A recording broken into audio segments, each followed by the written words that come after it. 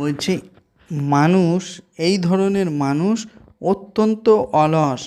পরমার্থিক জ্ঞান লাভের জন্য যখন তাদের সাধুসঙ্গ আহ্বান করা হয় তখন তারা তাতে খুব একটা উৎসাহী হয় না।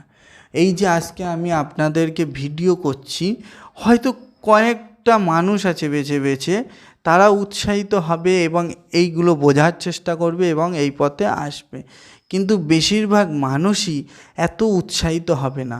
ফোনে অন্য রিল দেখবে, ইউটিউব ফেসবুকে অন্য অন্য রিল দেখবে, বাজে ভিডিও দেখবে, কিন্তু তারা আমার এই ভিডিওটা 1 থেকে 1.5 মিনিট ধৈর্য ধরে তারা দেখবে না। অনেকে তো আমাকে ডাইরেক্ট এরকমও বলে যে মানে বেশি বুঝে গেছি, পণ্ডিত হয়ে গেছি। না, আমি পণ্ডিত হইনি, আমি শুধু ভগবানের পথে চলার চেষ্টা করছি। এতে যদি আমার এই চলার পথে আমি মনে করি কোনো ভুল নেই, কারণ আমি রাধারানীর পথের প্রতীক। রাধারানী হচ্ছে এই জগতের মাতা, তিনি সমস্ত কিছু চালাচ্ছে, এই জগৎ তার ইশারায় চলছে। তাই সেই রাধারানীর পথে চলা কোনো অন্যায় নয়, কোনো ভুল নয়।